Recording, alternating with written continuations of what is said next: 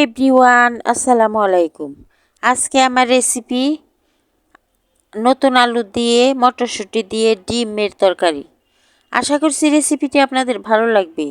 যদি রেসিপিটি ভালো লাগে তাহলে একটা লাইক দিয়ে সাবস্ক্রাইব করে আমার পাশে থাকবেন।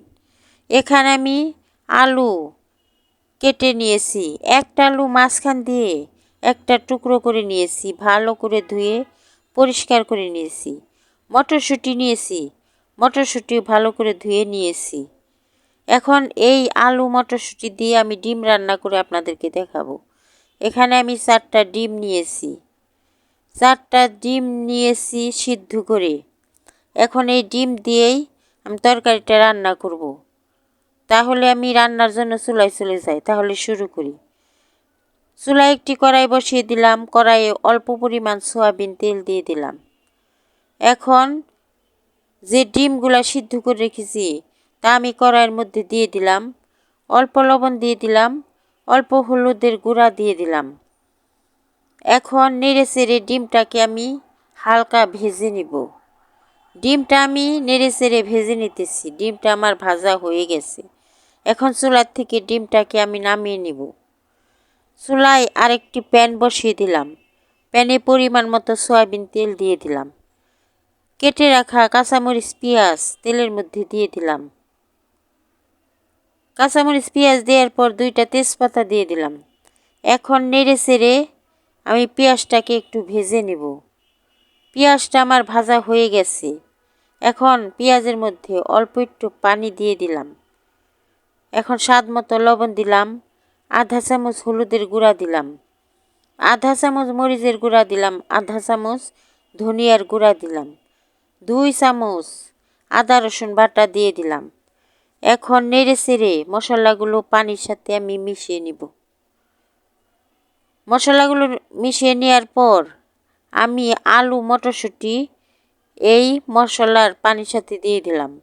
এখন আলু মটরশুঁটি একটু নেড়ে চেড়ে অল্প একটু পানি দিয়ে ঢাকনা দিয়ে ঢেকে 3-4 মিনিটের জন্য রান্না করব। 3-4 মিনিট পরে ঢাকনা উঠিয়ে তরকারিটা আমি একটু নেড়ে দেব।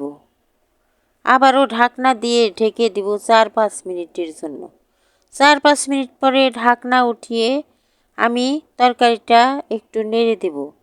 এখন তরকারির পানি একদম শুকিয়ে গেছে। এখন যে ডিমটা আমি ভেজে রেখেছি তা এই তরকারির মধ্যে দিয়ে দিলাম। ডিমটা দেওয়ার পর একটু নেড়ে চেড়ে এখন ঝোলের জন্য পানি দিয়ে দিব। ঝোলের জন্য পানি দিয়ে দিলাম 1 কাপ। এখন ডিম আলু সব নেড়ে ঢাকনা দিয়ে ঢেকে দিলাম।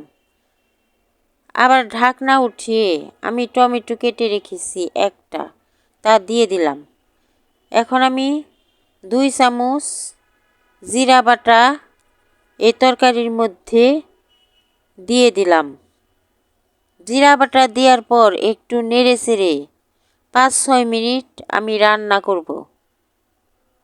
5-6 মিনিট পরে ঢাকনা উঠিয়ে আমি তরকারিটা একটু নেড়ে দিব। আবারও 4-5 মিনিটের জন্য ঢাকনা দিয়ে ঢেকে দিলাম। 4-5 মিনিট পরে ঢাকনা উঠিয়ে আমি 3টা এলাচি দিয়ে দিলাম। এখন আমার তরকারিটা একদম হয়ে গেছে। দেখেন আমি চুলার থেকে এখন তরকারিটা নামিয়ে নিলাম। কেমন হয়েছে মটরশুঁটি আলু দিয়ে ডিমের এই তরকারিটা? যদি আমার রেসিপিগুলো আপনাদের ভালো লাগে তাহলে একটা লাইক দিয়ে সাবস্ক্রাইব করে আমার পাশে থাকবেন। আরও নতুন নতুন ভিডিও পাওয়ার জন্য ধন্যবাদ সবাইকে।